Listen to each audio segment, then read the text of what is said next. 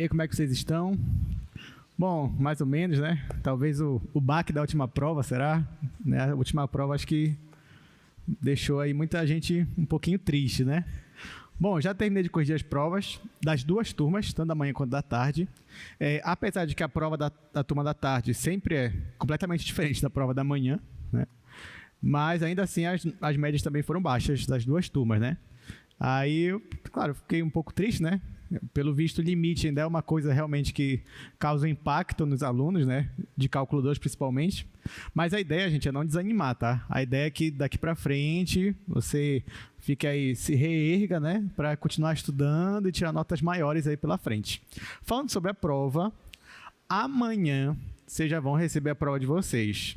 Então, de 10 a meio-dia e de 3 às 5 da tarde, você pode vir aqui e aí você pode receber sua prova lá na sala 10, lá na sala de cima, né? Os monitores vão estar lá preparados, como vocês já estão acostumados, tá? Então, amanhã, de 10 a meio-dia e de 3 às 5. Eu só vou confirmar esse horário mesmo, principalmente da manhã.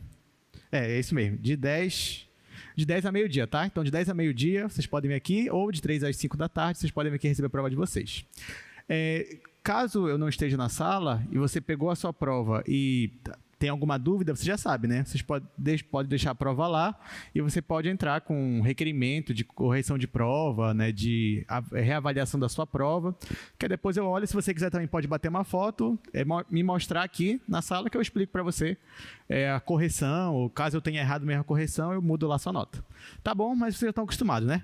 Então, vamos começar a nossa aula de hoje. Lembrando que a gente está estudando derivada direcional. A gente já estudou vetor gradiente.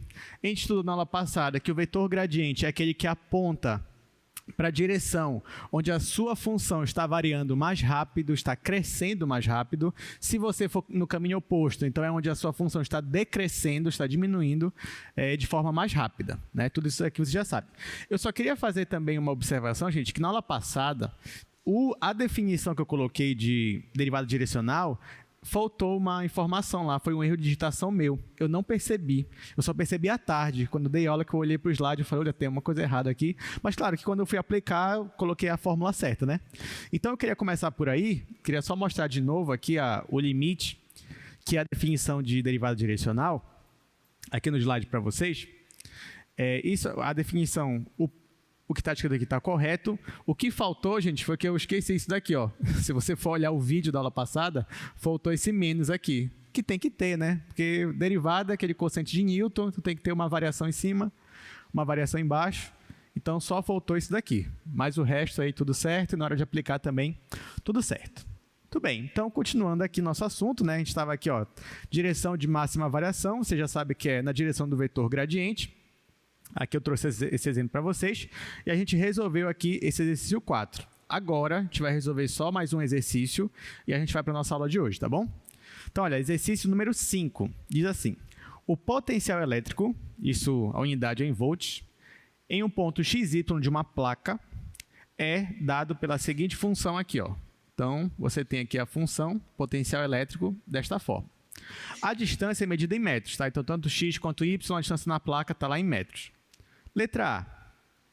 Encontre a taxa de variação do potencial elétrico neste ponto aqui e na direção e sentido do vetor unitário, este vetor aqui. Então, lembrando, agora, gente, quando você quer calcular a taxa de variação, você pode escolher qualquer direção, não precisa mais ser a de x e y, você escolhe a direção. Pega um vetor lá, que seja unitário, e a gente calcula a taxa de variação na direção e sentido daquele vetor, que é o que a gente vai fazer agora. Então, ó, vou colocar aqui as informações primeiro, para a gente começar a fazer essa questão.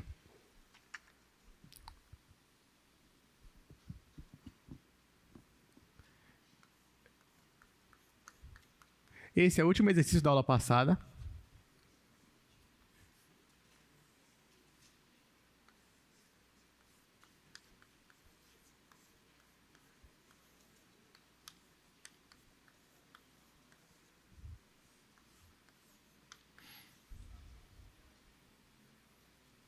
Cosseno de 2y.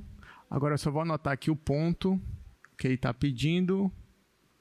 Vou anotar aqui. O ponto é o ponto 0 em x, π sobre 4 em y. Aí o vetor, né? Volta. Quem é o meu vetor? É esse vetor unitário aqui. O cosseno de π sobre 6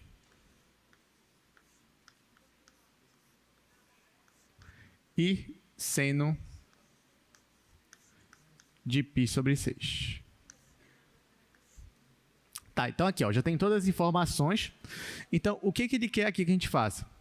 Ó, eu tenho uma função que é o potencial elétrico numa placa.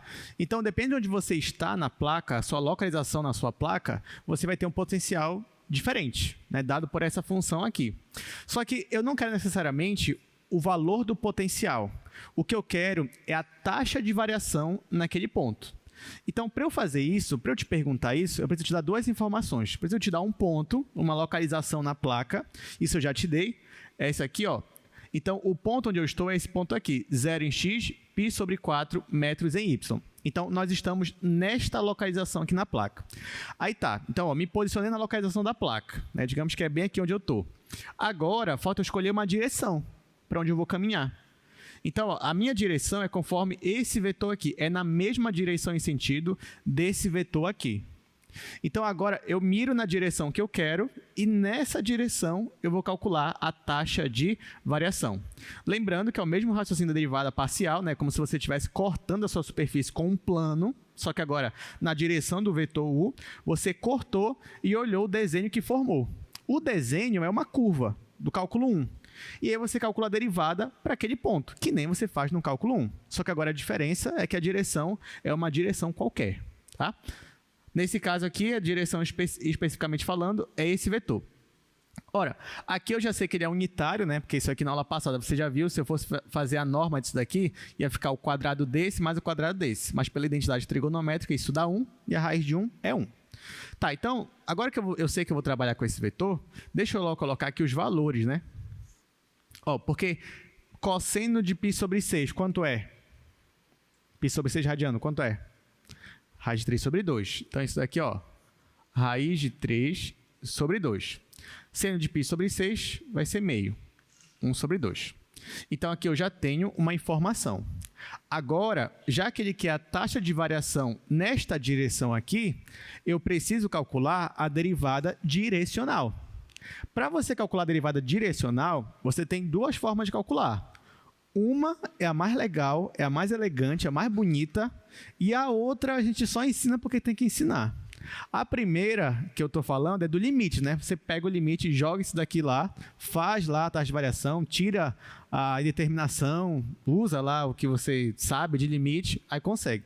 A segunda parte é usando aquela fórmula daquele teorema, né? Para você utilizar aquela fórmula, ó, deixa eu só lembrar aquela para vocês, eu quero calcular a derivada direcional da minha função v na direção desse vetor que eu estou chamando de vetor u. Isso para um ponto específico, né? x, y. Claro que eu já sei quem é o ponto, mas aqui eu estou colocando a primeira fórmula geral. Então, a derivada direcional de uma função na direção de um vetor u vai ser igual ao gradiente desta função, ao vetor gradiente aplicado no ponto que você está querendo, produto interno com o seu vetor u. Então, essa é a fórmula, né? Então, lá na prova de vocês, né, a não ser que se caia alguma coisa que você seja obrigado a usar o limite, você pode usar essa fórmula aqui, tá? Então, ó, já que eu posso usar isso daqui, nesse caso, eu vou calcular aqui o gradiente do meu vetor potencial. Lembrando que o gradiente é um vetor onde cada coordenada é uma derivada parcial. Então, o que eu vou fazer é calcular as derivadas parciais desta função aqui. Eu vou aproveitar esse espacinho bem aqui. Então, olha só, eu quero calcular primeiro a derivada parcial do meu potencial em relação a x. Então, isso vocês já sabem. Onde tem x vai ser a minha variável, o que não tem x é constante. Então, isso aqui vai permanecer, já que é uma constante vezes uma função que depende de x, e eu vou derivar só isso daqui. Só que a derivada da função exponencial e elevado a x é e elevado a x, né? Então, vai ficar isso aqui mesmo, e aí vai ficar assim, ó, vai ficar e elevado a menos 2x vezes cosseno de 2y, só que vezes a derivada que está aqui dentro, né? Isso aqui é uma função composta. Se eu for derivar isso daqui em relação a x, vai ficar só menos 2. Então, eu coloco menos 2 aqui na frente. Tá? Claro que você pode fazer com calma, colocar menos 2 aqui, mas no final vai dar isso daqui. Derivei em relação a x. Agora eu vou derivar essa mesma função em relação a y. Então, quando eu faço isso, isso daqui vai ser constante para mim, então vou manter, e eu vou derivar só a função cosseno. Derivado do cosseno é menos seno. Então, vai ficar menos seno desse argumento. E eu vou ter e elevado a menos 2x seno de 2y. Menos, né? Que é menos seno daqui. Vezes o derivado que está aqui dentro, que é 2. Então, vai ficar menos 2 aqui na frente também. Então, pronto. Calculei as derivadas parciais. Claro que foi quase a mesma coisa, só que aqui é cosseno, aqui é seno. Agora que eu tenho as derivadas parciais, então eu tenho o meu vetor gradiente. Então, quem é o meu vetor gradiente? É o vetor onde a primeira coordenada é isso daqui e a segunda é isso daqui. Então, ó, vou continuar aqui no outro quadro. O meu vetor gradiente da minha função potencial é esse vetor aqui, ó, na primeira coordenada. Ah, e outra, gente, já que tem menos 2 aqui, eu posso colocar o menos 2 para fora do vetor, tá? Já que ele é, nesse caso, uma constante. Então, eu vou colocar assim, ó, menos 2 vezes e elevado a menos 2x cosseno de 2y, aqui e elevado a menos 2x, só que agora é seno de 2y.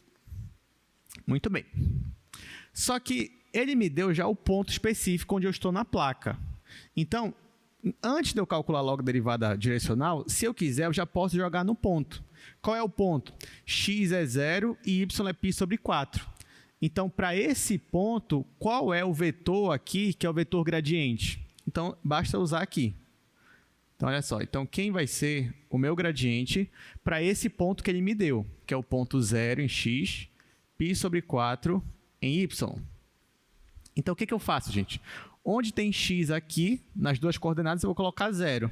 Onde tem y, eu vou colocar π sobre 4. Então, vem, ó, menos 2. Aí, aqui vai ficar e elevado. Se o x é 0, vai ficar e elevado a 0, né? E elevado a 0. Cosseno. Olha só. 2 vezes π sobre 4. 2 vezes π sobre 4 vai ficar 2π sobre 4. Simplificando, vai ficar π sobre 2. Então, vou colocar aqui, ó, cosseno de π sobre 2. E aqui vai ficar de novo e elevado a 0 e seno de π sobre 2. Pronto. E elevado a 0 é 1. Então, ó, isso aqui eu já sei que é 1. Isso aqui é 1. Quanto é o cosseno de π sobre 2? Quanto é cosseno de π sobre 2? É 0. Então, ó, isso aqui vai zerar. Quanto é o seno de π sobre 2? É 1. Então, no final, ó, o meu gradiente, nesse ponto 0 e π sobre 4, vai ser... Aí aqui, ó, eu já vou multiplicar o meu escalar, o pessoal aqui dentro. Vai ser menos 2 vezes 0, que vai dar 0. Aqui deu 1. Então, menos 2 vezes 1 dá menos 2. Então, olha só. O vetor gradiente, nesse ponto, é dado por esse vetor bem aqui, tá? O vetor 0 e menos 2. Só que não é isso que ele quer. O que ele quer é a taxa de variação na direção do vetor u. Então, o que está faltando? Ele não quer necessariamente o meu vetor gradiente. Ele quer a derivada direcional. É isso que ele quer. Então, é isso que eu vou calcular aqui. Acho que dá usar esse espaço aqui. Então, vamos lá. Derivada direcional de V na direção U. Isso eu já vou aplicar no ponto, né? Qual é o ponto? É 0 e π sobre 4. Então, a fórmula está ali no início. Então, o que é isso daqui? Isso daqui é o vetor gradiente aplicado no mesmo ponto, produto escalar com o meu vetor U. Quanto é que vai dar isso daqui? Isso aqui vai ser igual. Isso daqui eu acabei de calcular. É o vetor 0 e menos 2. Então, vai ser 0 e menos 2. Produto interno com o meu vetor U. Só que o vetor U eu já tenho ele, está lá no primeiro quadro. É esse bem aqui, ó. esse é o meu vetor U. Então, é esse valor que eu vou jogar lá. Então, vai ser raiz de 3 sobre 2 e 1 sobre 2. E agora você vai fazer o produto interno. Ou seja, você vai calcular 0 vezes esse daqui, que vai dar 0. Mais esse daqui, menos 2, vezes 1 sobre 2. Claro que menos 2 vezes 1 sobre 2 vai dar menos 1.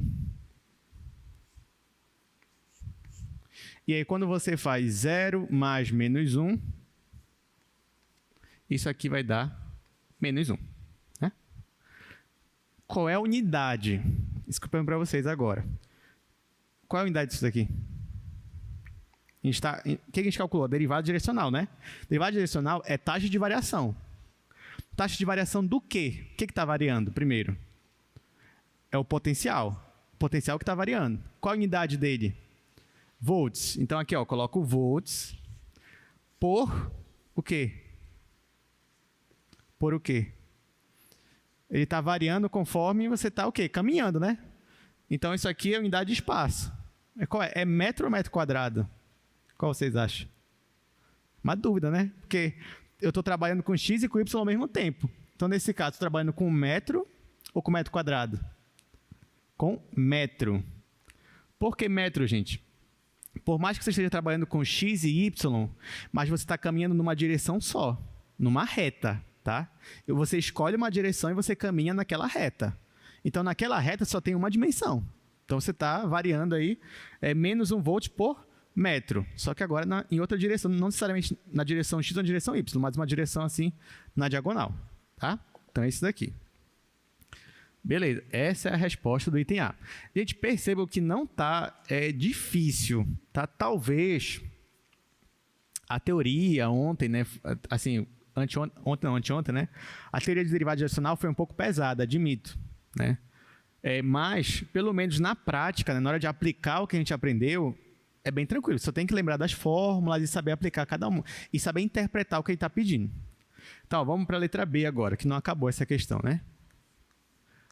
Tem a letra B, só que falta eu passar o slide para ver qual é a letra B. Pronto. Agora sim, letra B. Encontre a direção e a magnitude da taxa de variação máxima desse potencial no mesmo ponto. O potencial é o mesmo, o ponto é o mesmo, só que agora eu quero a direção da taxa de variação máxima, onde está variando mais rapidamente. É elevado... Onde foi que eu esqueci? Ah, bem aqui? Bem aqui. Tá ótimo. Obrigado. Tá, só faltou um errinho bem aqui, tá, gente? É bom a gente voltar para cá, ó.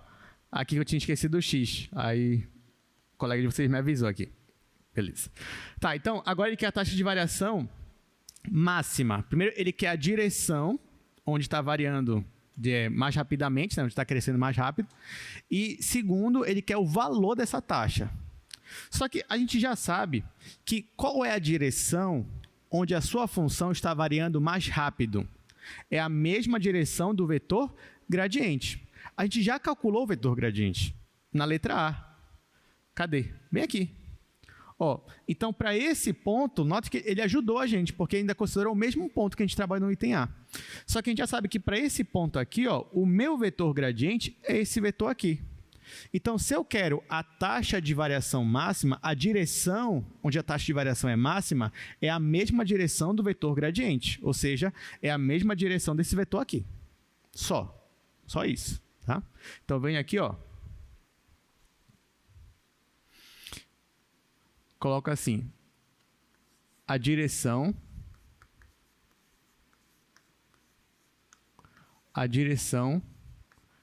é a mesma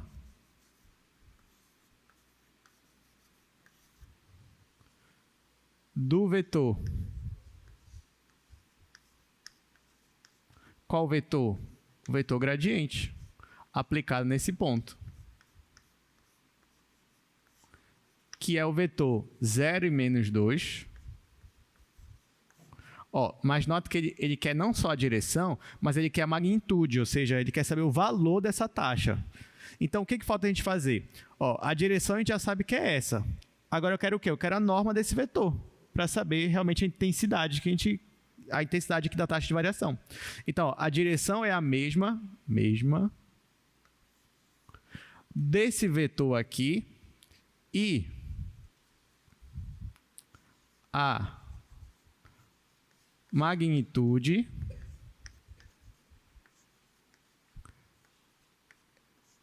é dada por... Como é que você calcula a magnitude nesse caso? Basta calcular a norma do seu vetor gradiente. Então, você vem aqui, ó, calcula a norma desse vetor gradiente aplicado nesse ponto 0 e π sobre 4. O que é norma, gente? A gente está acostumado, né? Raiz quadrada desse daqui ao quadrado mais esse daqui ao quadrado menos 2 ao quadrado. Aqui vai dar 0, aqui vai dar 4, a raiz quadrada número 4 é 2. Então, a taxa de variação máxima é 2 volts por metro. Então, olha só que interessante. Quando a gente escolheu uma direção, que foi a direção do vetor U, uma direção lá que ele deu para a gente, a taxa de variação deu negativa. Então, se eu olhar para a direção do meu vetor U, nessa direção, o meu potencial está diminuindo. Está decrescendo. Agora, se eu escolher uma outra direção, em especial a direção do meu vetor gradiente, agora a minha taxa de variação é positiva, eu estou crescendo, né? O potencial está crescendo 2 volts por metro. Em particular, essa aqui não é só a positiva, mas também é a maior taxa de variação que você pode encontrar. Então, se você escolher qualquer outra direção, vai dar um valor menor ou igual que esse daqui, pelo menos para esse ponto, tá? Lembrando que a gente está num ponto fixo da placa. Se você escolher outro ponto, é outra coisa. Você vai ter outras taxas de variação ali, tá bom? Entenderam, gente? Tá tranquilo? Então vamos para a nossa aula de hoje. Vou até trocar aqui. Nossa aula de hoje é a aula 18. Bom, o assunto de hoje, gente, ele é de extrema importância. Tá? Claro que tudo que a gente vê aqui é importante, mas esse em particular, ele é tão importante por quê? Porque a gente vai ficar, ó, sem brincadeira, a gente vai ficar hoje, aula 18, aula 19, aula 20, aula 21 e aula 22. Sem brincadeira. A partir de hoje, até a aula 22, a gente vai ficar estudando extremos de função. Extremo. Só que, claro, em níveis diferentes, né? Mas para você entender a partir de hoje até a aula 22, você tem que entender a aula de hoje. Tá? Para você saber o que a gente está fazendo, o que é um extremo de uma função. Porque primeiro, olha, hoje a gente vai só entender de forma abstrata o que é o extremo de uma função, o que é máximo e mínimo de uma função, como é que, dependendo do gráfico, né? Como é que você analisa o máximo e mínimo de uma função. Aí na aula que vem, a gente vai estudar problemas de máximos e mínimos. Né? Então a gente vai aplicar o que a gente aprendeu hoje. Aí, na outra aula, a gente vai estudar máximos e mínimos condicionados para intervalos fechados. Aí, na outra aula, a gente vai estudar máximos e mínimos por meio de multiplicadores de Lagrange. Aí, na quinta aula, a gente vai fazer uma revisão de máximos e mínimos. É só aula de revisão, só exercício. Então, eu já estou avisando desde já, tá? Então, desde já, preste atenção na aula de hoje, porque ela vai lhe acompanhar aí nas próximas semanas, tá? Então, vamos lá. Aula 18, extremos de funções. Opa, Radija, tem uma pergunta? Pode vir aqui, por favor.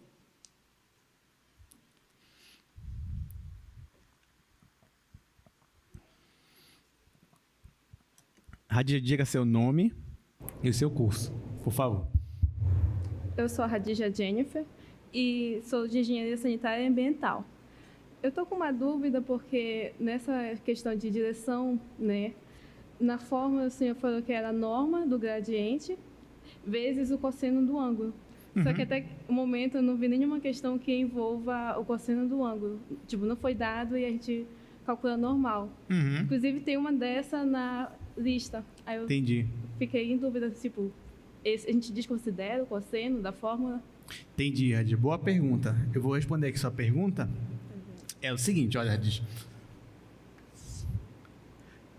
Bom, quando é que a gente não vai, digamos assim, quando é que a gente vai considerar o cosseno, tá? Então, lembrando, aliás, eu vou aproveitar que eu já escrevi aqui, vou usar isso daqui, ó. Tá, vou usar isso daqui. Então, olha só, A gente já sabe que, para você calcular a derivada direcional de uma função, nesse caso uma função v, na direção do vetor u, você pode usar essa fórmula aqui. Nessa fórmula aqui, isso aqui é um produto escalar, né, onde você tem dois vetores. Só que você já sabe, por exemplo, que um produto escalar ele é dado dessa forma aqui também. Ele é igual à norma do meu vetor, gradiente, vezes a norma do meu vetor u, vezes o cosseno do ângulo entre eles. Tá? Então, isso aqui a gente já sabe das aulas passadas. O produto interno entre dois vetores, se você quiser, você pode calcular dessa forma. A norma vezes a norma de outro vetor, vezes o cosseno do ângulo entre eles. Então, por exemplo, se eu quisesse, nessa questão aqui, o que foi que eu fiz? Eu te dei já quem são os vetores, ou pelo menos as condições para tu já calcular os vetores. Porque eu já te disse quem é o vetor U. Olha, o vetor U é esse, acabou. Está aqui o vetor, a cara do vetor. E eu já te dei também condições de você calcular o vetor gradiente e aplicar no ponto.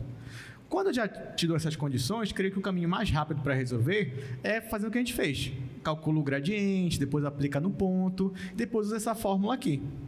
Mas, se eu quisesse, né, dependendo da questão, eu poderia, nem te dar a função, ou então te dar algumas informações sobre a função, e eu falar assim, olha, mas em dado ponto, a norma do vetor gradiente, ou então a taxa de variação máxima, aí olha lá, por exemplo, a taxa de variação máxima é isso daqui.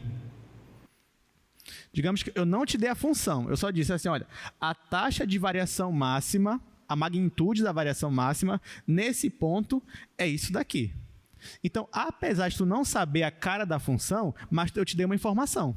Qual foi a informação? A norma da minha função. Aí tá, então você já sabe que a norma do gradiente é 2. Aí bora voltar para a fórmula. Olha só, aí tu já sabe que a norma do gradiente é 2, porque eu já te falei. A norma do meu vetor U é sempre 1, porque em derivada direcional a gente está considerando que o vetor ele é sempre unitário. Então aqui, ó, isso aqui é 1. Aí o que está faltando para tu usar isso daqui? Aí agora eu te falo assim, olha, a magnitude máxima é 2, então tu já sabe que isso aqui é 2. Aí eu falo assim, calcule para mim a derivada direcional na direção de um vetor cujo ângulo ele forma 30 graus com o vetor gradiente. Ou seja, o que eu estou te dando? Estou te dando o ângulo entre o vetor gradiente e o vetor na direção que você quer. Aí, nesse caso, eu não ia usar isso daqui, porque eu não te dei a informação do meu vetor. O que eu te dei foi o ângulo entre eles. Entendeu? Então, por exemplo, tu tem essa informação, essa aqui é sempre 1, e isso daqui é o ângulo entre os vetores, entre o vetor gradiente e o vetor que te dá a direção. Então, se eu disser assim, olha, calcula para mim a derivada direcional na direção de um vetor que faz π/4 radianos com vetor gradiente. Então, estou te dando esse ângulo aqui. Aí você jogaria aqui, calcularia sem problema nenhum. Sem conhecer necessariamente a sua função, você ia conseguir calcular para esse ponto que eu te dei a derivada direcional.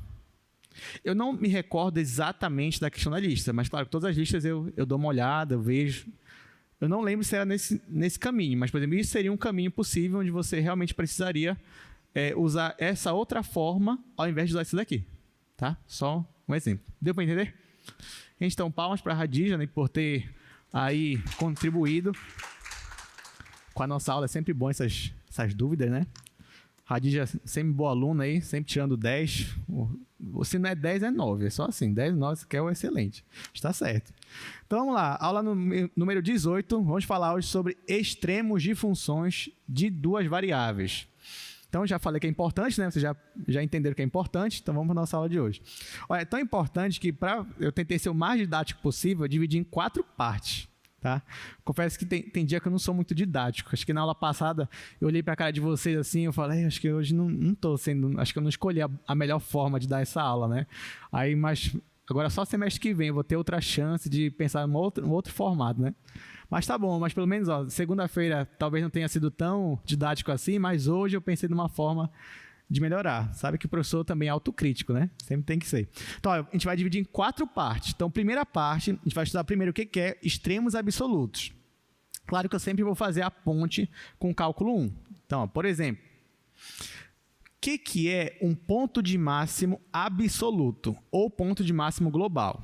Vamos entender. Então, digamos que você tem aqui uma função de 2 variáveis e a gente vai dizer que um ponto do domínio da função ele vai ser um ponto de máximo absoluto ou global. Então, ou você vai escutar a forma máximo ou global, tá? É a mesma coisa. Se acontecer isso daqui, ó, se f de x e y for menor ou igual que f de x0, y0, isso para todo ponto no domínio. Neste caso, este valor aqui é chamado de valor máximo absoluto de f. Eu vou aproveitar e vou fazer aqui no quadro. Vou apagar aqui. Usei quase todo o quadro.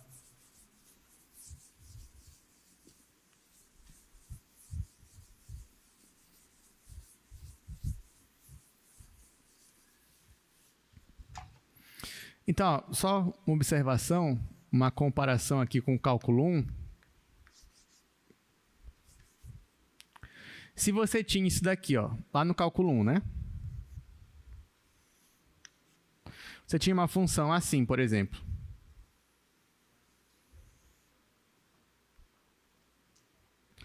Digamos que você tinha essa função. Essa função aqui tem um ponto onde você vai obter o valor máximo dela.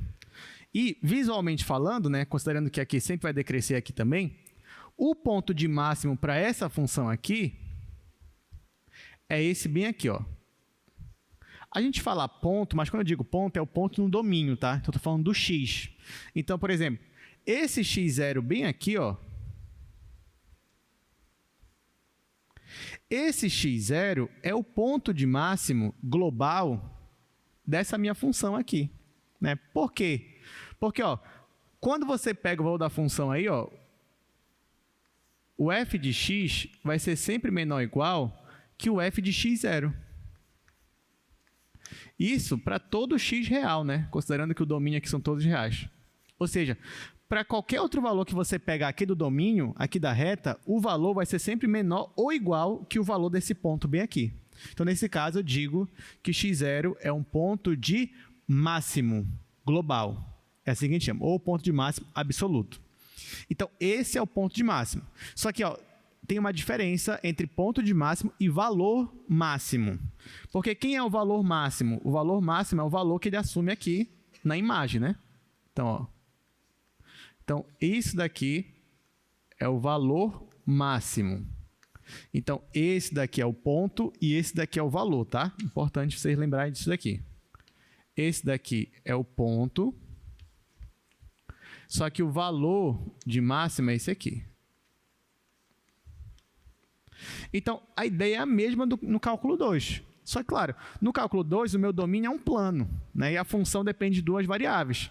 Então, eu vou dizer que um ponto x0 e y0 é o ponto de máximo global ou absoluto se acontecer isso daqui, ó, se f de xy for menor ou igual que f de x0 e y0. Isso para todo mundo no domínio. Sempre esse valor aqui ele vai se sobressair. Sempre. Claro que vocês já perceberam que para eu definir um ponto de mínimo global ou ponto de mínimo absoluto, a ideia é a mesma, só que você inverte aí na equação. Então, por exemplo, no cálculo 2,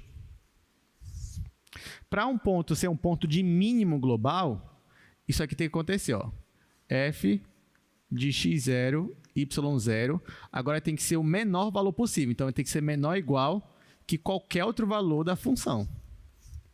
Então, por exemplo,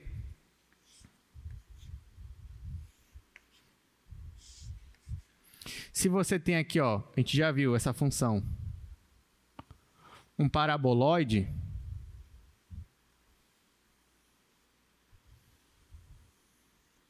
se você tem um paraboloide, para esse paraboloide aqui, tem um ponto onde ele vai assumir um mínimo global. Qual é o ponto? É justamente a origem. Então, ó, nesse ponto bem aqui, que é o ponto 0, 0, é o ponto de mínimo global dele. Por quê? Qualquer outro valor que você pegue aqui no domínio da função vai dar um valor maior que 0. Tá? Então, nesse caso aqui, para funções do cálculo 2, a ideia é a mesma. Você tem aqui um ponto onde ele sempre vai ser, o valor dele vai ser menor ou igual que os outros valores. Então, esse é o ponto de mínimo global. O valor de mínimo global dele, no caso, é o próprio 0.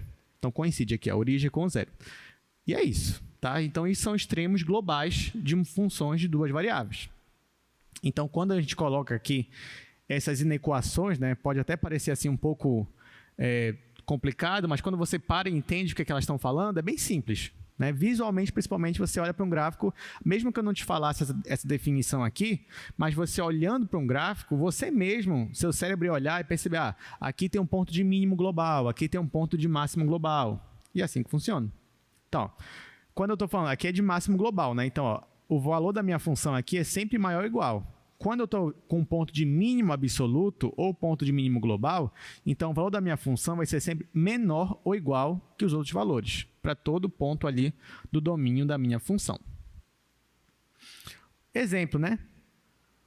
O ponto 00 é um ponto de máximo para essa função aqui, f de xy é igual a 3 menos x ao quadrado menos y ao quadrado. Por que 00 é um ponto de máximo para essa função? Vamos entender ela rapidinho. Esse exemplo aqui que foi dado.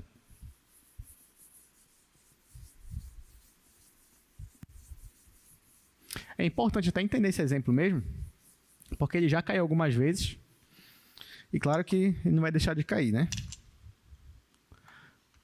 Então, nesse exemplo aí que a gente está colocando é f de xy igual a 3 menos x ao quadrado menos y ao quadrado. A gente tem isso daqui. Aí, ele já está afirmando aí, tá? Que o ponto 00 é um ponto de mínimo global, desculpa, ponto de máximo global para essa função aqui.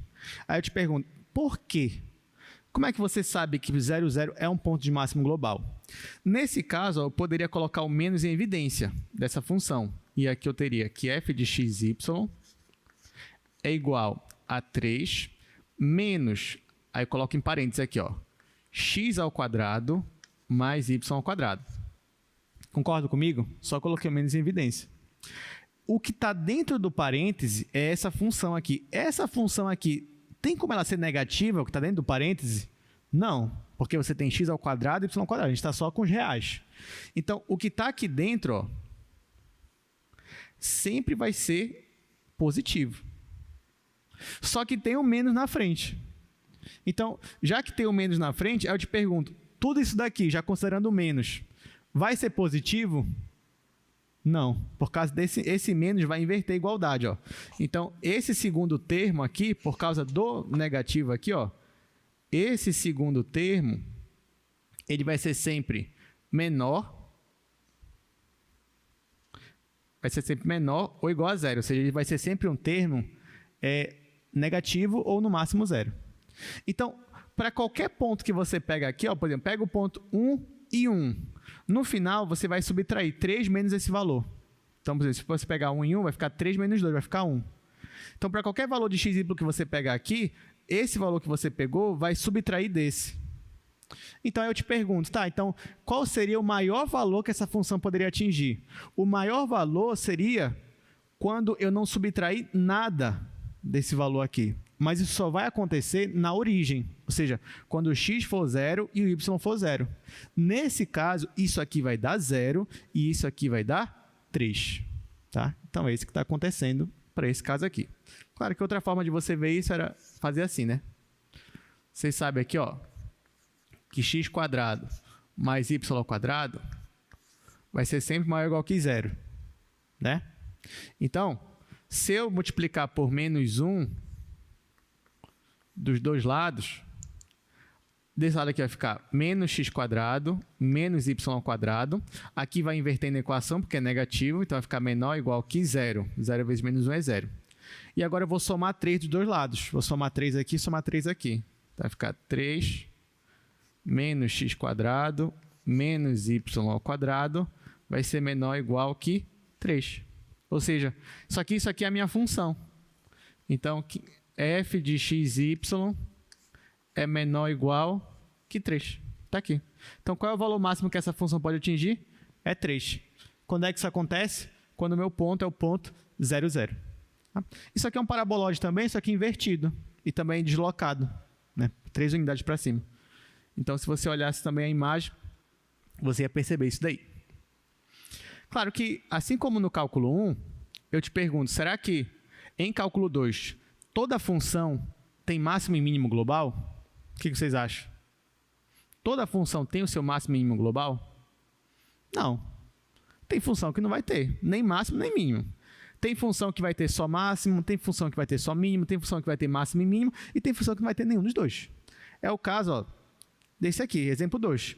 E essa função é uma função simples, né? A função g de xy é igual a 2x mais 3y, ela não tem máximo e nem mínimo absoluto. Qual é a cara dessa função aí? O que ela é? Ela é um plano, né? Ela é um plano.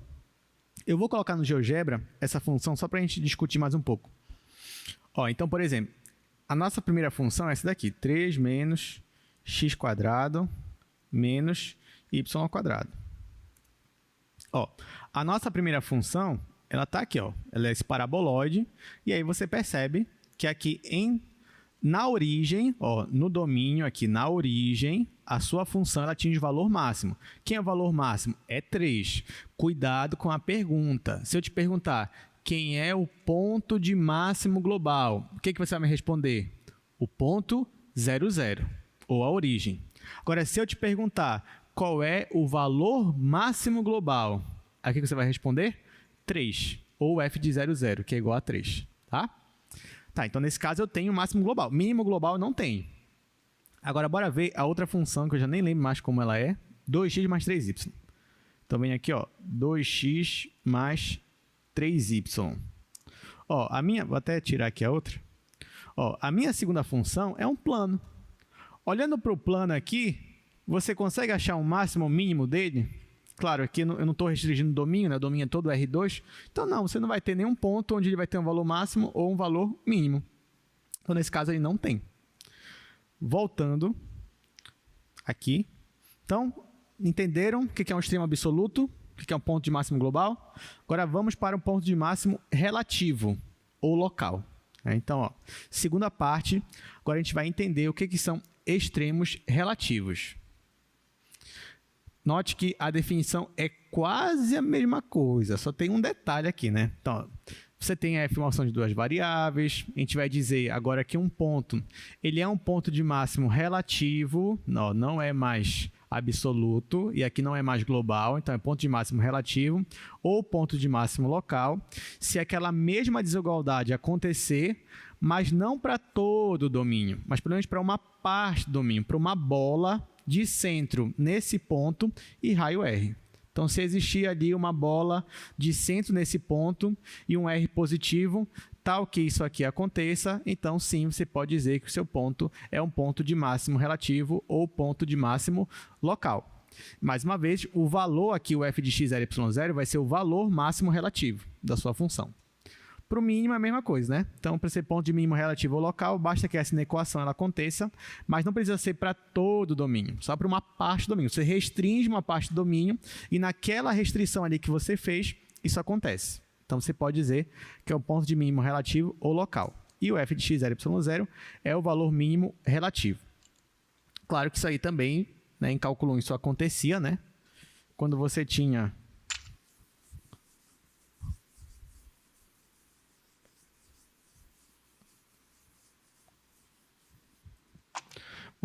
mais ou menos isso daqui, ó.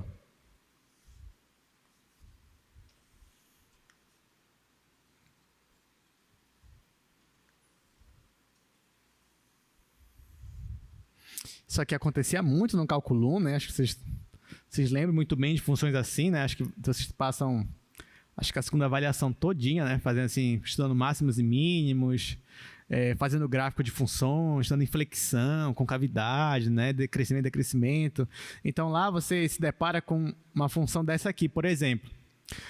Nesse caso aqui, eu te pergunto, essa função, ela tem um máximo absoluto, máximo global, sim ou não? Não tem. Por quê? Ó, pelo menos aqui, do jeito que eu coloquei, né, eu estou supondo que ela cresce aqui, ó, infinitamente. Tá? Da mesma forma, ela não tem mínimo global, que aqui ela está decrescendo infinitamente. Porém, se eu restringir o meu domínio, por exemplo, se eu disser assim, não, o meu domínio é uma bola aberta de centro nesse ponto aqui, ó, que eu vou chamar de x0, e um raio, sei lá, daqui para cá o raio. Pronto. Ou seja, se eu pegar só esse pedaço aqui, ó, do meu domínio, nesse caso, eu ignoro o resto da minha função, olho só para daqui mais ou menos para cá, né? Eu estou considerando aberto, aqui seria bola aberta, bola aberta. Então, olhando só para esse pedaço aqui da minha função, nesse caso, eu já tenho um mínimo, um ponto de mínimo. Só que para eu obter esse mínimo, eu tive que restringir o meu domínio. Então, esse aqui eu chamo de ponto de mínimo local, ou ponto de mínimo relativo. Da mesma forma, bem aqui, ó, nesse outro bem aqui, que eu posso chamar de x1, eu vou ter um ponto de máximo, só que local, ou ponto de máximo relativo. Então, em cálculo 2 é a mesma ideia. Vai ter funções que, se você fosse considerar todo o domínio, você não ia ter máximo nem mínimo, mas se você restringir, aí pode ser que apareça. Eu te pergunto, toda função, agora que a gente sabe o que é um extremo relativo, né, um extremo local, toda função vai ter um extremo relativo? Sim ou não? Toda função vai ter um extremo relativo se você considerar um intervalo aberto ou um conjunto aberto do seu domínio, um subconjunto aberto? O que vocês acham? Aí não necessariamente, né? Por exemplo, pensa numa função, a função que a gente vê ainda agora, né? A função plano, né? Que tinha um plano lá. Nesse caso, por mais que você pegue qualquer ponto e considere uma bola aberta a partir daquele ponto, sempre você vai ter um valor maior e um valor menor. Então, vai ter funções que também não vão ter nem extremos relativos, nem máximos, nem mínimos locais. Claro que se você considerar um intervalo fechado, aí é outra história. Lá no cálculo 1 também a gente faz isso. Aqui em cálculo 2 a gente também vai considerar. Se for intervalo fechado, é claro que você vai ter máximos e mínimos, até globais, né, quando o intervalo é fechado. Tem um teorema muito famoso, que é o teorema de Weierstrass, né, que diz que se você tem uma função contínua, o intervalo é fechado, então obrigatoriamente você vai ter um ponto de máximo e um ponto de mínimo local, né? Aqui também vai ser parecido, mas isso é para os próximos capítulos, né? Mas só quero já colocar na cabeça de vocês, né, essas dúvidas. Muito bem, então olha só. Então, a partir de agora, vou trazer essa definição aqui para vocês. Os pontos de máximo e mínimo, ou globais ou locais de uma função, vão ser chamados de extremos da função. Então, se você tem um ponto de máximo ou mínimo, não interessa se é global, não interessa se é relativo, se é local, ele vai ser um extremo para a sua função. A partir de agora, o que nos interessa é descobrir como você localiza esses extremos de uma função, sem necessariamente você olhar o gráfico da função, né? Porque não é sempre que, na sua prova, eu te dou uma função, falo assim, determine os extremos. Aí você vai falar, peraí, deixa eu colocar aqui no GeoGebra, olho no GeoGebra, é nesse ponto bem aqui. Aí você olha aqui, não. Então, a gente precisa de ferramentas para descobrir quando um ponto é de máximo ou mínimo, né? E aqui, a gente vai focar principalmente nos pontos de máximo relativos, pontos de mínimo e máximo relativos. Então, tem algumas estratégias que a gente vai utilizar. Primeiro, principalmente para saber quando não é ponto, não é extremo, não é máximo relativo. E a gente vai usar esse teorema bem aqui, ó. Considere uma função definida em um aberto, tá, do R2. Aí aqui diz, ó, se f tem um máximo ou mínimo local em um ponto, e as derivadas parciais de primeira ordem existem nesse ponto, então as derivadas são iguais a zero. Então, se você tem um ponto de máximo ou um ponto de mínimo local, então necessariamente nesse ponto as derivadas parciais elas são zero, elas são nulas. Igual no cálculo 1, né? Que se você tinha lá um ponto que era máximo ou mínimo local, a derivada naquele ponto tinha que ser zero. Então, ó, a mesma coisa aqui no cálculo 2. Então, se é ponto de máximo ou mínimo, então as derivadas parciais elas têm que ser zero. Aí você me pergunta, professor, mas para eu usar esse teorema, eu já tenho que saber que o ponto é um extremo. Tudo bem, mas você pode usar a negação do teorema, né? Porque o que está dizendo esse teorema? Está dizendo o seguinte, ó. Teorema. Se x0, y0 que faz parte do domínio da sua função f é um extremo local, isso implica que as derivadas parciais, tanto em relação a x aplicadas nesse ponto, quanto em relação a y aplicado nesse mesmo ponto, é igual a zero. Então tá aqui, ó. O que o teorema diz? Que se eu tenho um ponto no domínio de uma função que ele é um extremo local, então necessariamente as derivadas elas são iguais a zero. Isso se elas existirem, tá? Porque ainda tem o caso da derivada não existir, que a gente vai falar sobre isso daqui a pouquinho. Mas se as derivadas parciais elas existem e o ponto é um extremo, então elas têm que ser igual a zero. O contrário também é verdade. O que é o contrário? Se você tem um ponto onde a derivada parcial nesse ponto ela não é zero, então necessariamente esse ponto não pode ser um ponto de extremo. Concorda comigo? Que é a negação disso daqui. É a volta disso daqui. Então, se você tem lá as derivadas parciais, qualquer uma delas, não precisa ser as duas, basta que uma delas não seja zero, então esse ponto ele não é um extremo local para a sua função. Então, isso vai nos ajudar a tirar muitos candidatos, né? Porque antes, o que você tinha? Você tinha o domínio inteiro da função. O céu era o limite para você. Aí você fala, mas eu vou ter que procurar tudo isso, todos esses pontos? Não, agora a gente vai eliminar. Você só vai procurar naqueles pontos, né, onde pelo menos a derivada é zero. Porque se a derivada não for zero, já elimina esses pontos tudinho aí. Que esses pontos não podem ser pontos de extremo local. Considerando sempre que eu estou aqui num conjunto aberto, tá, gente? Porque quando a gente for considerar intervalos fechados, é outra história. Então, ó, uma outra observação interessante, gente, é essa daqui, ó. Se o seu ponto ele é um extremo local de f, então como é que vai ficar a equação do plano tangente? Vai ficar só isso aqui. Por quê? Vocês lembram da equação do plano tangente? Deixa eu colocar para cá. Como era a equação do plano tangente, né? Que a gente estudou, acho que foi na semana passada.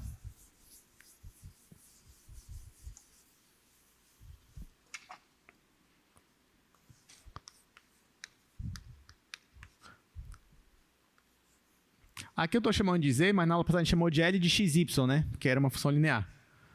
E é esse daqui, f de x0, y0, mais a derivada parcial de f em relação a x aplicado nesse ponto, vezes x menos x0, mais a derivada parcial em relação a y aplicado nesse mesmo ponto, vezes y menos y0, tá? Isso daqui é a sua função lá do plano tangente, que a gente já estudou na aula retrasada. Só que aqui o que eu estou dizendo? Que se x0 e y0 for um extremo local, então como é que vai ser o plano tangente nesse caso? Se ele é um extremo local, quer dizer que as derivadas parciais nesse ponto são iguais a zero. É o teorema que a gente acabou de ver. Então, isso significaria que isso daqui ia dar zero e isso daqui ia dar zero. Então, no caso em que você tem um extremo local e as derivadas parciais existem, né, ou seja, o plano tangente existe, então, nesse caso, o plano tangente vai ser uma função constante, igual a f de x0 e y0. Lembrando, ó, que aqui x e y é um ponto específico, tá? Então, isso aqui é um número. Então, z igual a 3, que nem era ainda agora. Z igual a 0, z igual a 1, z igual a menos 1. Então, quando você tem um extremo local de uma função, o plano tangente naquele ponto é uma função constante. Então, já que ele é uma função constante, ou seja, ele é um plano tangente que é paralelo ao plano xy. Né? Então, ele vai estar mais ou menos assim. Ó. Trouxe aqui umas imagens para a gente perceber melhor. Então, por exemplo, ó, se você tem um paraboloide, né? Que nem esse que a gente fez agora, né?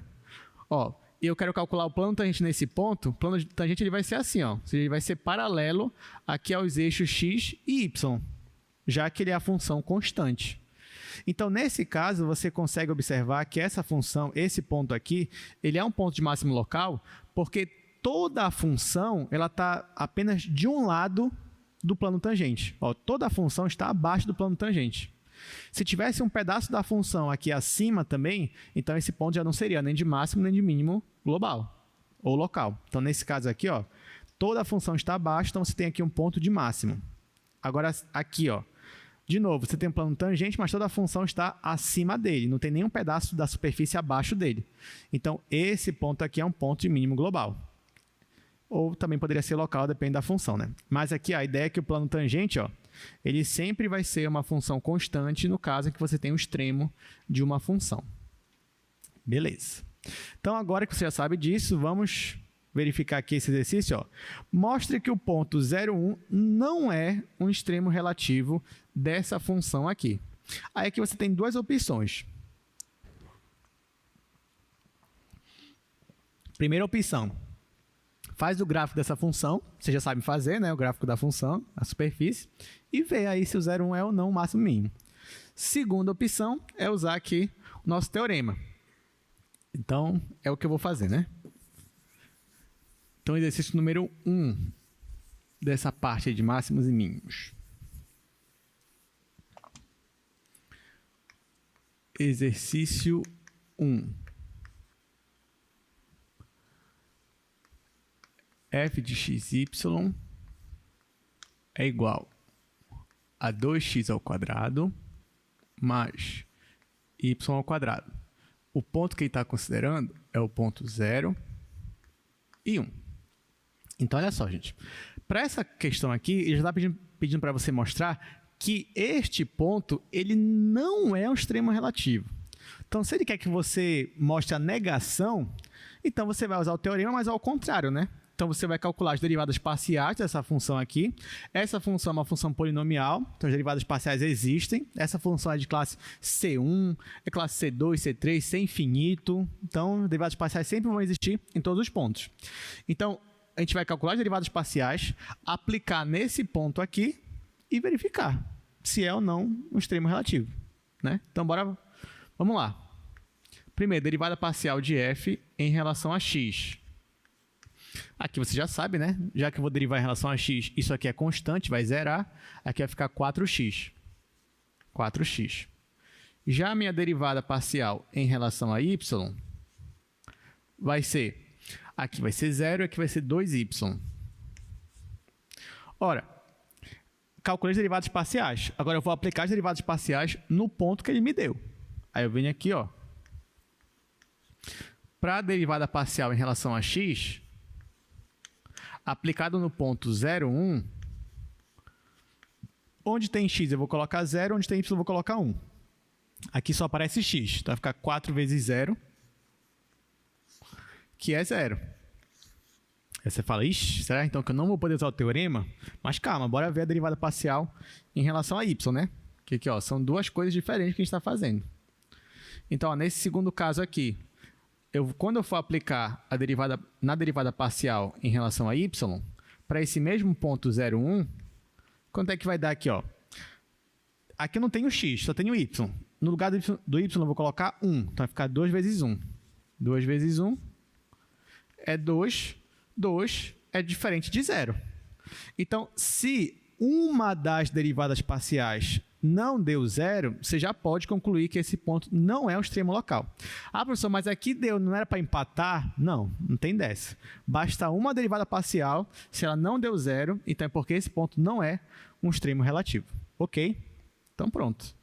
Então, aqui, ó, pelo teorema, isso aqui eu estou usando o teorema, se deu diferente de 0, então, logo,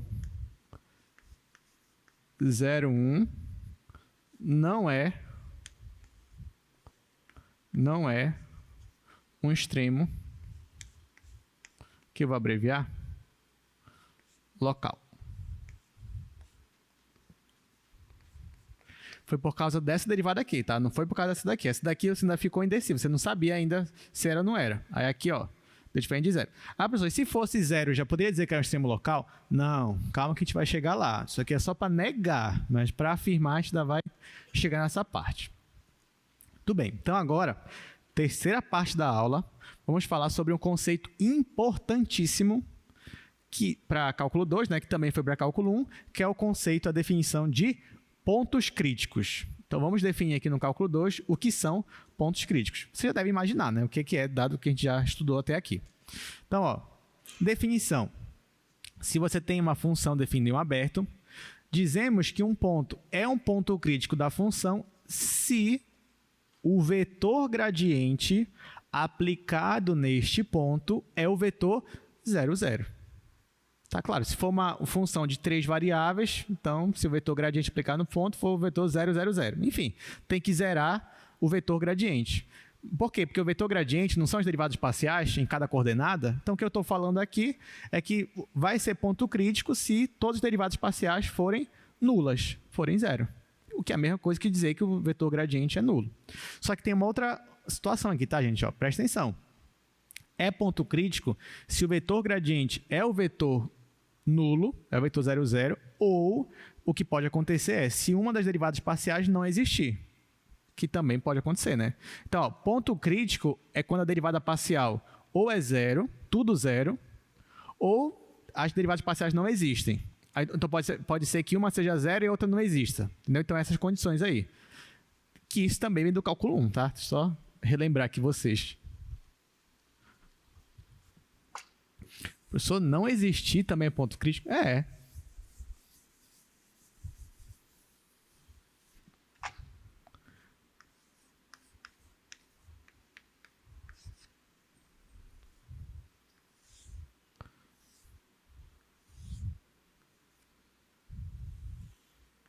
Lá no cálculo 1 você tinha uma função famosíssima, né? Que era essa função bem aqui, ó.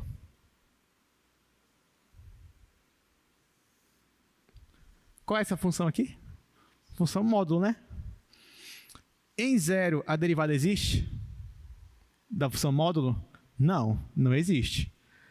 Só que aqui, ó, em 0 a derivada não existe. Então esse ponto aqui, eu considero ele um ponto crítico? Sim ou não? Sim, ponto crítico é ou quando, em cálculo 1, né? Ou a derivada é zero ou a derivada não existe nesse ponto. Nesse caso aqui a derivada não existe, então é ponto crítico. E nesse caso o ponto crítico é um ponto de mínimo. Global ainda, para a função modular. Então quando você for procurar ponto crítico, você tem que procurar as funções, no caso do cálculo 2, em que as duas derivadas são zero, ou todas as derivadas parciais são zero, o vetor gradiente é o vetor nulo, ou uma das derivadas não existir também, tem essa opção. Lá no cálculo 2, por exemplo, você tem essa outra função aqui, ó.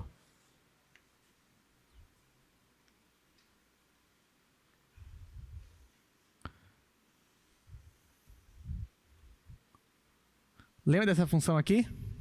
É o cone, né? Cone invertido. A gente já fez isso aqui acho que 2 vezes em sala, mas vocês lembram o que acontece com as derivadas parciais aqui no 0, 0? O que acontece com as derivadas parciais? Elas não existem, as derivadas parciais. Essa função aqui ela não é derivável no ponto 0, 0. Então, para a gente, hoje, para a nossa definição, né, esse ponto aqui é um ponto crítico? Sim ou não? Sim. Que as derivadas parciais não existem nesse ponto. Então, é um ponto crítico. Além de ser um ponto crítico, nesse caso, o ponto crítico também é um ponto de mínimo. Não só local, mas também global. Ah, professor, pode acontecer de eu ter uma função de, no ponto, a derivada parcial em relação a x, ela é zero, e em relação a y, por exemplo, ela é... Não, em relação a y, ela não existe. Aí, nesse caso, seria um ponto crítico? Sim, seria. Porque uma derivada parcial existe é zero e a outra, a derivada parcial, não existe. Quer um exemplo? Isso daqui, ó. F de xy igual a raiz de x à quarta mais y ao quadrado. Essa daqui. Se você for calcular a derivada parcial em relação a x, no ponto 0, 0, tá? Estou usando a origem. Para essa função aqui, existe e é zero. Agora, se você for calcular a derivada parcial em relação a y, aí já não existe. Então, nesse caso, a origem, o 0, 0, é um ponto crítico desta função. E, nesse caso, também é um ponto de mínimo global, até. Aliás, isso aqui é interessantíssimo para uma questão de prova. Assim, faça o gráfico dessa função. Porque ela não é tão difícil. Porque na hora que você for zerar, por exemplo, se você for ver o plano YZ, ela vai ser a função modular. Se você for ver o plano XZ, ela vai ser a parábola. Aí você faz, é como se você tivesse era para ser um cone, só que ao mesmo tempo espichado assim em uma das direções. Né? Vou mostrar ela para vocês. Só para a gente ilustrar aqui o que eu estou falando. Olha só, essa função...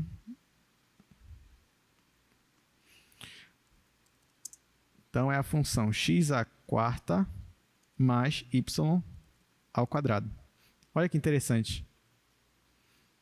Olha como é a função aqui. Então, ó, nesse caso, ó, se eu fosse olhar só para o eixo aqui yz, ela é a função módulo. Agora, se eu for olhar para o eixo xz, ó, aí ela já vira uma parábola. Então, nesse caso, se eu fosse olhar só para cá, na direção y, a derivada parcial em relação a y não existe, porque você tem até um módulo, você tem um bico. Mas se você olhar na outra direção, já não tem mais um bico. Ó, você já tem uma parábola. Então, a derivada parcial existe, e é zero. Então, nesse caso, você tem um ponto crítico. E o ponto crítico, nesse caso, também é um ponto de mínimo global. Entenderam, gente? Então, beleza, já sabe que é ponto crítico, né? Então, a derivada não existe, a derivada é zero, ponto crítico. Mas tem que ser os dois ao mesmo tempo, tá? Porque digamos que você tem uma função de 4 variáveis. Aí, em duas a derivada parcial é zero, na terceira a derivada parcial não existe, e na quarta a derivada parcial é 1. Então, não é ponto crítico. Tá? Para ser ponto crítico, tem que ser ponto crítico, digamos assim, em todas as coordenadas. Tá? Ou a derivada parcial é zero, ou não existe. Muito bem, então, agora que nós já sabemos, né, vamos fazer aqui alguns exercícios.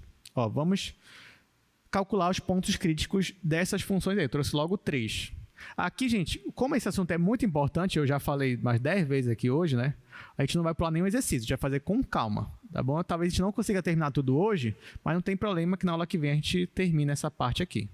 Então, vamos lá, exercício número 2, calcular os pontos críticos dessas funções.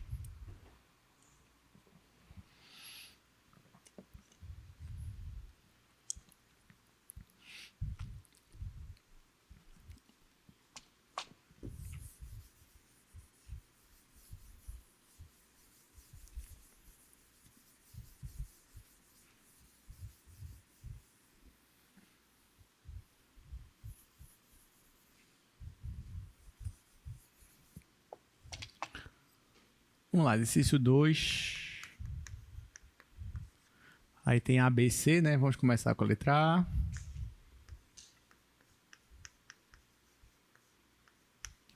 A minha função é y ao quadrado menos x ao quadrado.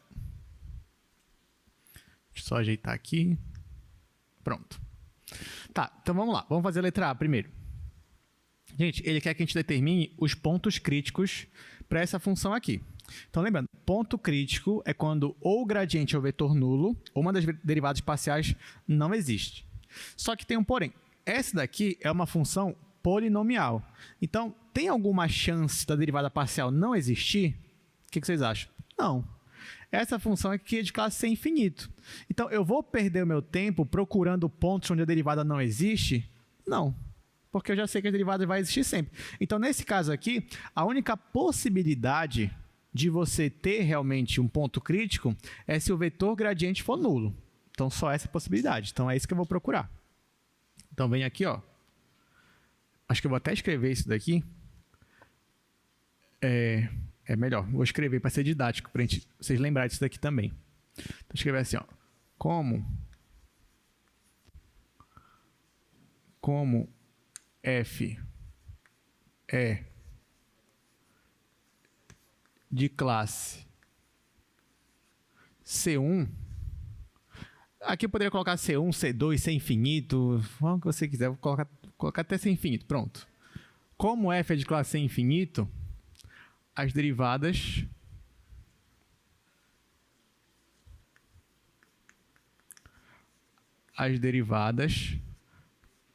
parciais existem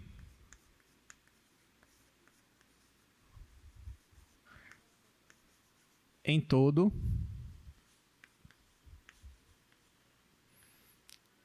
o R2, né? Que é o domínio do ainda todo R2. Então, como f de classe é infinita, as derivadas parciais existem em todo o R2. Logo, a única possibilidade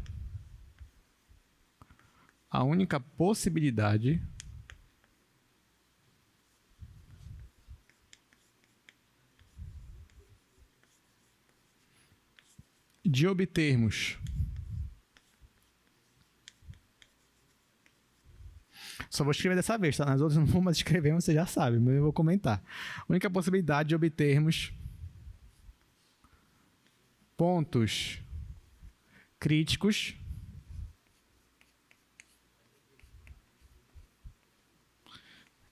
é para o caso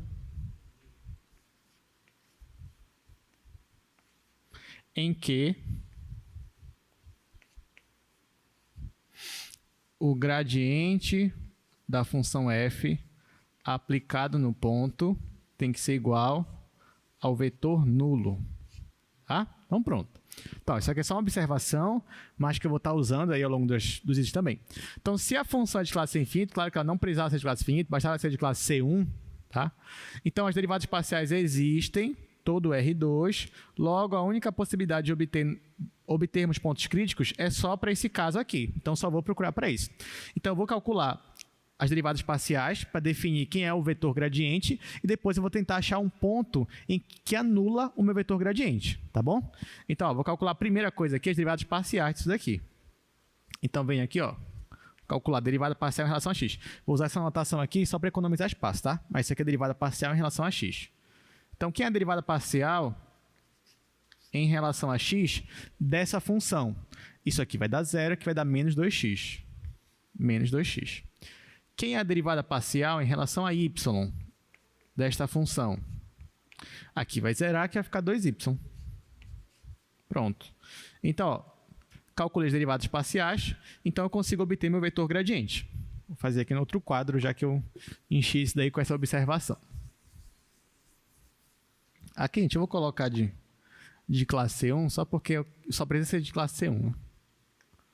Aliás, até classe C1 é mais forte, mas tá bom. Vou usar isso daí.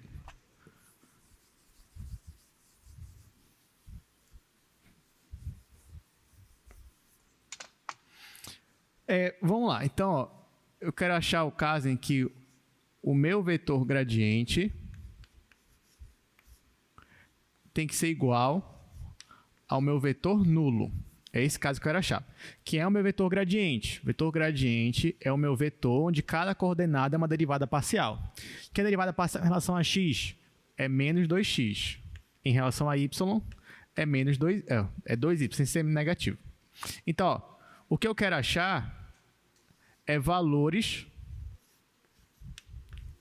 para x e y tal que esse vetor seja o vetor nulo. Olha, nesse caso, a primeira coordenada só depende de x, né? E a segunda só depende de y.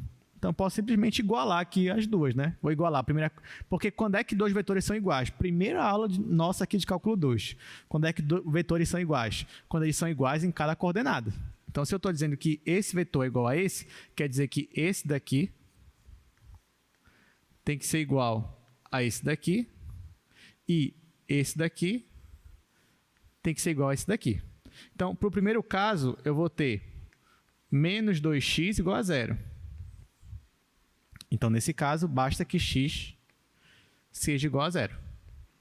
Para o segundo caso, eu vou ter 2y igual a zero. Então, aqui basta que y seja zero. Então, ó, a única chance de zerar aqui, o primeiro, é quando x é zero. E a única chance de zerar o segundo é quando y for zero. Então, a única chance que você vai ter de zerar os dois ao mesmo tempo é para esse ponto aqui. Então, o único ponto crítico desta função, ó. Então, resposta. Quem é meu ponto crítico? Só tem uma possibilidade, que é quando x é zero e y é zero. Então, o meu ponto crítico é o ponto 0, 0, ou seja, é a própria origem. Então, a origem é o único ponto que é ponto crítico dessa função. Tá? Entenderam? Nesse caso é a origem, mas poderia ser outro ponto, tá? Então, é esse ponto aqui, para x igual a 0 e y igual a 0. Vamos ver as outras questões agora. Item B. No item B, eu tenho essa função g de x e y igual a 2x ao quadrado mais y ao quadrado menos 2xy mais x menos y. Pronto. Tá, mais uma vez, ó, eu quero achar os pontos críticos. Então, de novo, A função g, ela é uma função polinomial, ela é de classe C1, C infinita, então a única possibilidade é que as derivadas parciais sejam zero ao mesmo tempo. Então a primeira coisa que eu vou fazer é calcular o vetor gradiente disso daqui. Então vem aqui, ó. Quem é o g, derivada parcial, em relação a x? É igual. Vou derivar isso aqui em relação a x. Aqui vai ficar 4x. Aqui vai ficar 0. Aqui vai ficar menos 2y. Aqui vai ficar 1. E aqui vai ficar 0. Então, essa é a derivada em relação a x. Agora, a derivada em relação a y. Aí eu venho. Esse aqui vai dar 0. Aqui vai dar 2y. Esse daqui vai dar menos 2x. Menos 2x. E aqui vai dar 0. Aqui vai dar menos 1. Menos 1. Agora que eu tenho as derivadas parciais, tanto em relação a x quanto em relação a y, então já sei que é meu vetor gradiente. O meu vetor gradiente dessa minha função aqui é esse vetor aqui, ó. Na primeira coordenada ele é 4x menos 2y mais 1.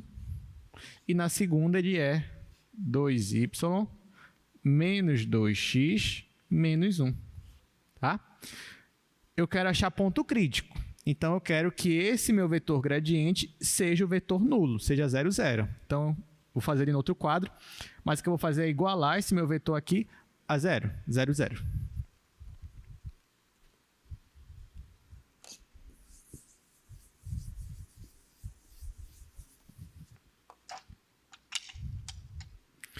Então, ó, eu quero que o meu vetor, que é o vetor g que eu estou chamando, né?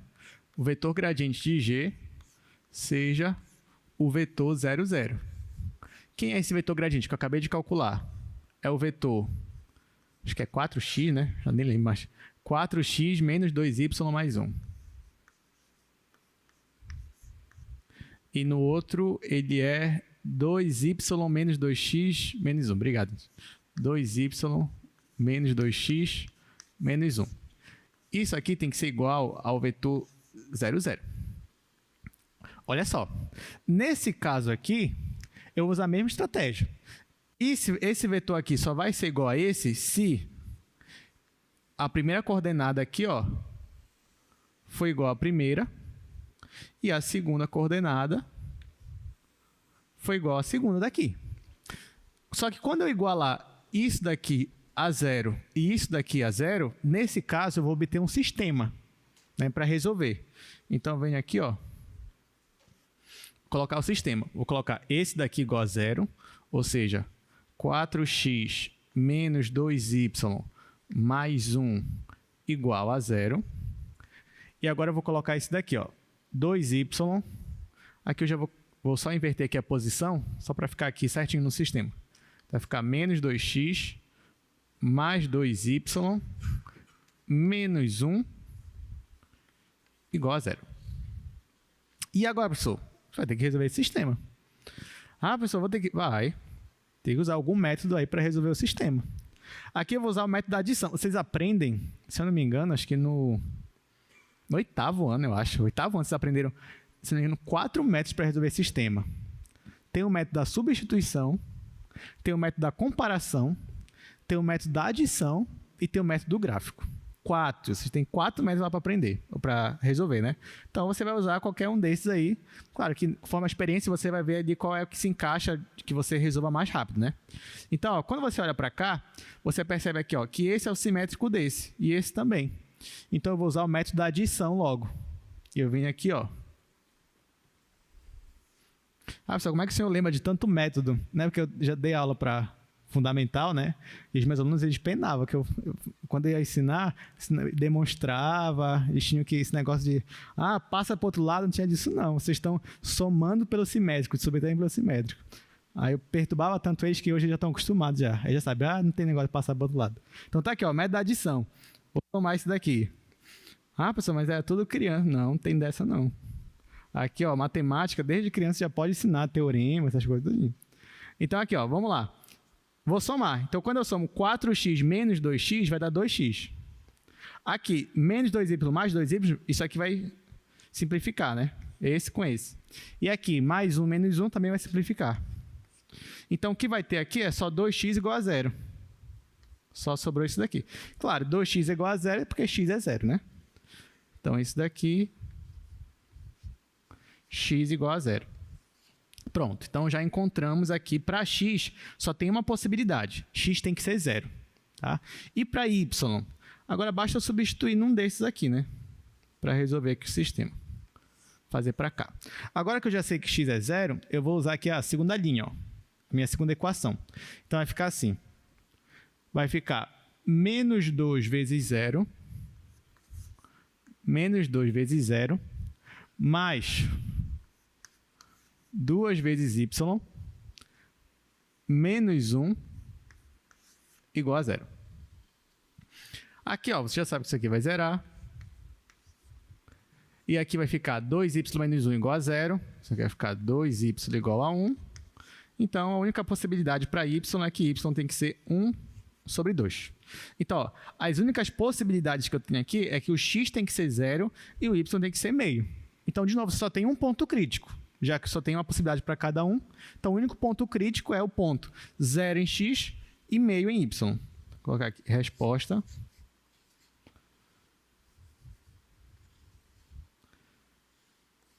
Resposta 0 é o ponto 0 e meio.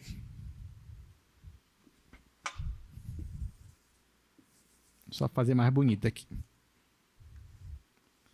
0 e meio, tá? Então aqui ó, o único ponto crítico é esse daqui. É o ponto 0 e meio.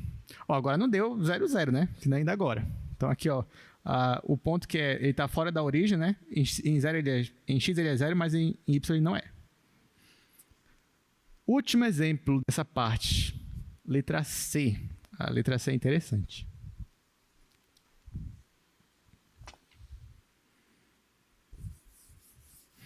Vamos lá, vamos calcular agora de H. Estão gostando dessa parte, ponto crítico?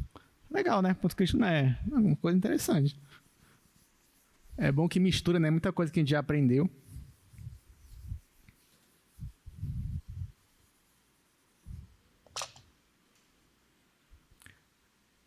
Não, ainda é o exercício 2, né? Só que é a letra C.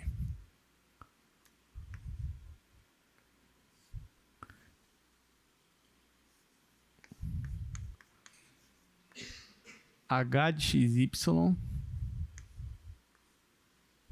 H de xy é igual a x à quinta mais y à quinta menos 5x menos 5y.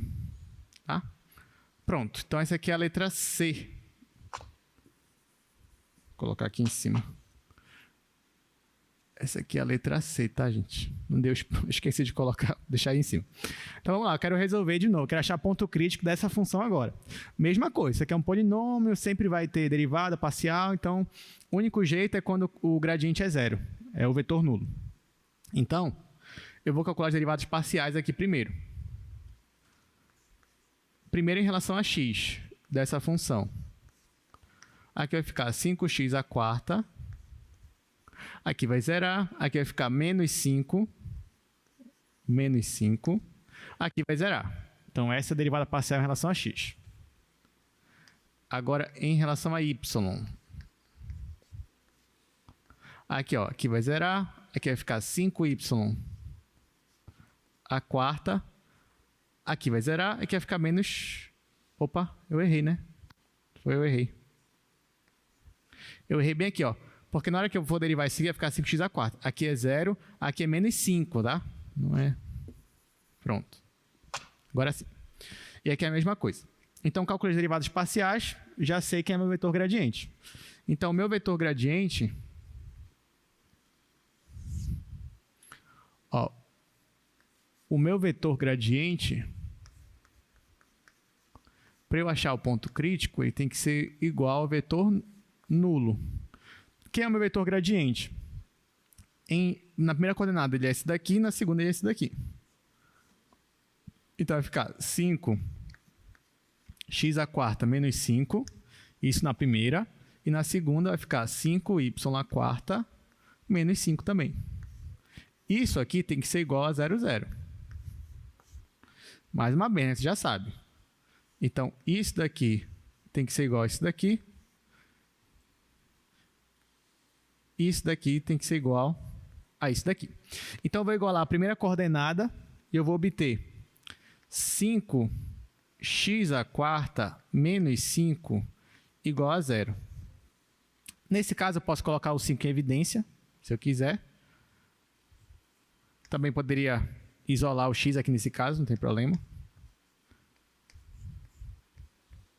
Ó, se eu tenho aqui um produto igual a 0, né? 5 não é 0. Então, a única chance de ser 0 é porque se esse parênteses for 0. Então, eu vou ter x elevado a 4 menos 1 igual a 0. O que vai me dar também que x à quarta é igual a 1. Só que aqui é x à quarta, né? Então, aqui eu tenho duas possibilidades para x. Qual é as duas possibilidades? É 1 ou menos 1. Se você quisesse tirar a raiz à quarta, aqui também não tem problema. Mas aqui, ó, note que eu obtenho duas possibilidades para x. Ou x é 1, ou x é menos 1. Se x for 1, já vai zerar a primeira coordenada. Se x for menos 1, também já vai zerar a primeira coordenada. Agora eu vou fazer a segunda.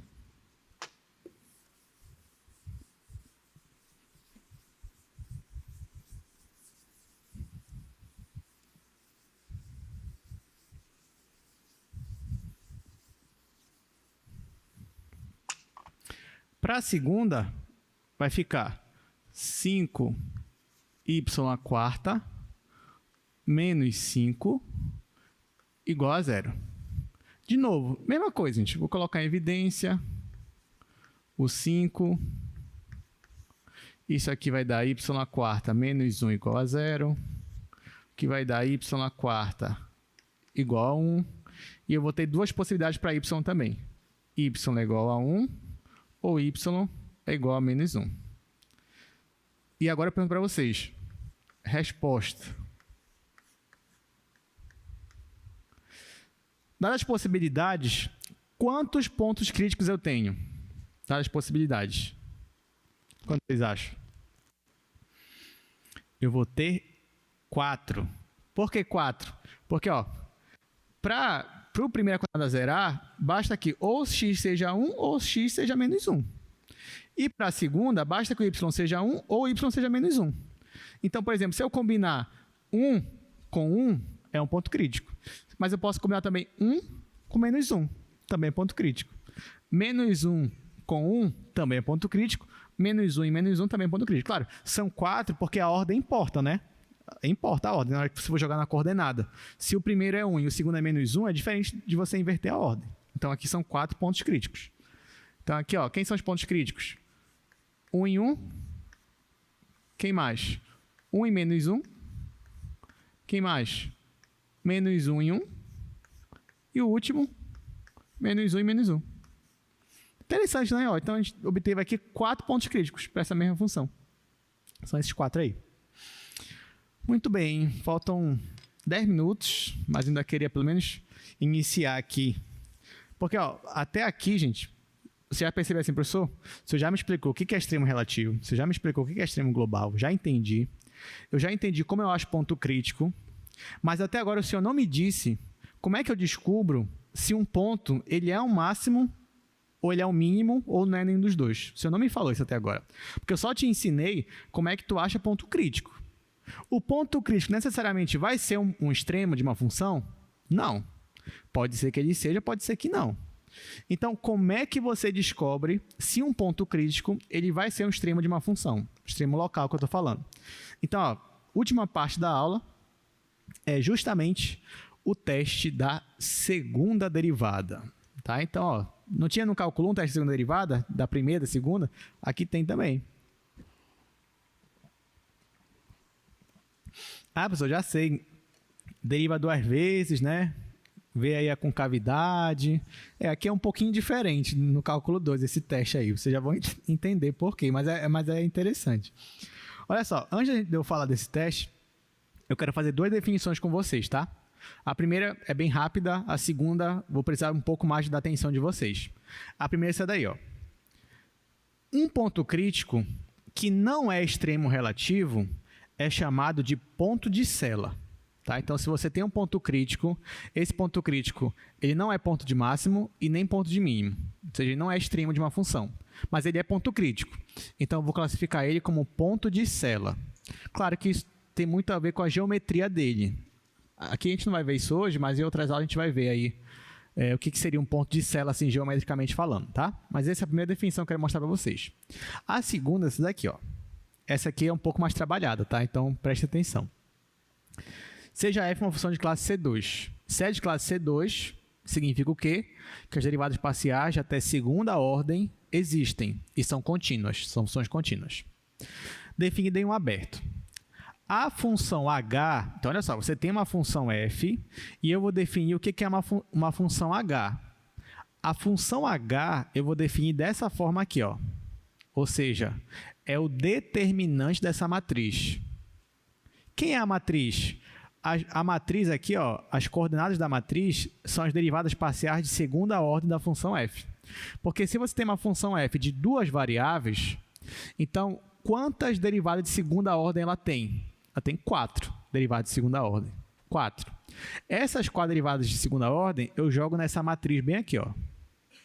Essa função aqui, que é dada por essa matriz, eu vou chamar de essiano de f. Então, se eu pedir para você, calcule o essiano de f, eu estou pedindo para você calcular essa matriz aqui. Tá? Então, ó, fiquem atentos. Tá? Se eu cobrar de vocês o essiano de uma função, eu estou cobrando, o que eu quero é que você calcule para mim esse determinante. Agora, olha que interessante. Como é que você calcula um determinante de uma matriz que é 2 por 2? É fácil, né? Você só multiplica aqui, ó, nas extremidades, aqui, f, esse f com esse daqui. Lembrando, ó, isso aqui, gente, é derivada parcial, tá? Então, eu derivo f 2 vezes em relação a x, derivo f 2 vezes em relação a y.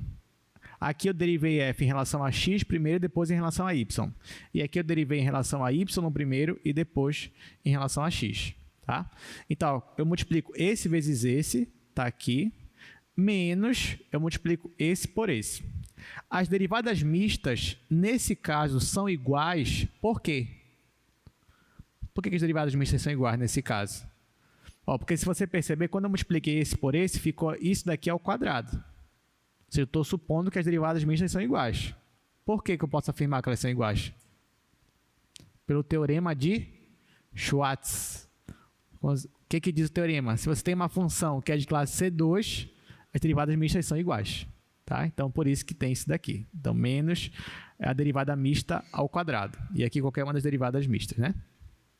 Ok.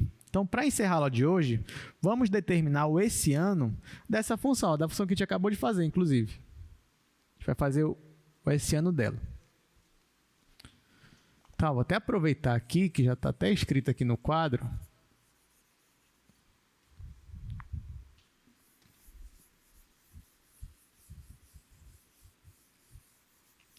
Agora eu quero que você calcule o essiano dessa função. Então, você percebe, claro, que o essiano aí depende de uma função, né? Para poder você calcular. Eu tenho que te dar uma função primeiro e depois você calcula o essiano dela. Aí tá f, tá? Então, eu vou colocar f aqui. F.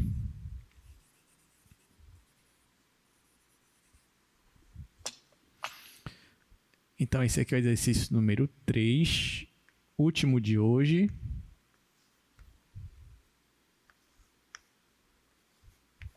Tá, então vamos lá, gente. Olha só. A minha função é essa daqui, que é a mesma do exercício passado. Para você calcular o essiano, você vai precisar das derivadas de segunda ordem da sua função. Eu já calculei as de primeira ordem. Aqui, ó, derivada parcial em relação a x é isso aqui, em relação a y é isso daqui. Agora eu vou calcular as outras. Né? Então, ó, daqui eu divido em duas, né? Ou melhor, vou deixar tudo aqui. Então, ó, e aqui eu vou calcular a derivada parcial em relação a x duas vezes, tá? Então, eu vou pegar esta função aqui, ó, e derivar de novo em relação a x. Quando eu derivar de novo em relação a x, esse 4 vai descer, vai ficar 20x ao cubo. Então, vai ficar 20x ao cubo. E esse aqui vai dar 0. Então, fica só isso daqui. Agora, eu vou pegar a minha função que eu já derivei em relação a x e vou derivar em relação a y agora. Essa daqui, né? Ó, só que quando eu for derivar isso daqui em relação a y, aqui vai zerar, aqui vai zerar. Então, isso daqui é 0. Agora, eu vou pegar a minha função que eu já derivei em relação a y e vou derivar em relação a x. Isso daqui, ó, que eu derivei em relação a y, quando eu for derivar em relação a x, aqui vai zerar, aqui vai zerar. Então, isso aqui é 0. E, por último, a última derivada de segunda ordem, eu vou derivar duas vezes em relação a y. Então, venho aqui onde eu já derivei em relação a y e derivo de novo em relação a y. Aqui vai ficar 20y ao cubo. 20y ao cubo. E ali vai dar 0. Então, essas são as minhas 4 derivadas de segunda ordem. Agora é só eu jogar naquela matriz e calcular o determinante, que aquilo é a definição do hessiano. Então, venho aqui. Então, nesse caso, quem é o hessiano? Quem é a minha função h? Vai ser o determinante dessa matriz aqui, ó. Onde aqui, primeira coordenada, é a derivada parcial em relação a x duas vezes. Essa daqui é a derivada parcial, primeiro em relação a x, depois em relação a y. Essa daqui é em relação a y na primeira, em relação a x na segunda. E essa daqui, derivada parcial em relação a y duas vezes. Muito bem. Só que eu já tenho esses valores aqui tudinho. Eu só vou substituir, ó. Então, isso aqui vai ser igual. Quem é a derivada parcial em relação a x duas vezes? É 20x ao cubo. Então, esse aqui é 20x ao cubo. Essa daqui é 0. Essa daqui é 0 também. E essa daqui é 20y ao cubo. Então, ó, quando eu for calcular o determinante, o que eu vou fazer? Eu vou multiplicar esses aqui. 20 vezes 20 é 400. Então, aqui vai ficar 400. Aí aqui, x ao cubo, y ao cubo. Na hora que eu for multiplicar nesse sentido de direção, vai dar 0. Então, a minha função hessiano dessa função aí, f, é essa daqui. Então, o hessiano é a função 400x ao cubo, y ao cubo. Ah, professor, para que serve o hessiano? A gente vai descobrir na próxima aula. Mas ele tem a ver, obviamente, não é à toa que a gente está estudando ele. A grande importância dele é porque a gente vai aplicar também no teorema lá que vai me dar o teste da segunda derivada. Então, é o hessiano que vai nos permitir descobrir se um ponto crítico ele é um ponto de máxima, ele é um ponto de mínima, ele é um ponto de Sela, né? Dependendo do caso, muitas vezes ele vai nos dar uma informação exata sobre o ponto. Nem sempre, mas em muitos casos ele vai dar uma informação exata, tá bom? Então é isso, obrigado pela presença de vocês. Até sexta-feira, boa prova para vocês. Espero que a média agora melhore, né, nessa próxima prova. Então, vão lá, continuem se esforçando e até mais. Obrigado.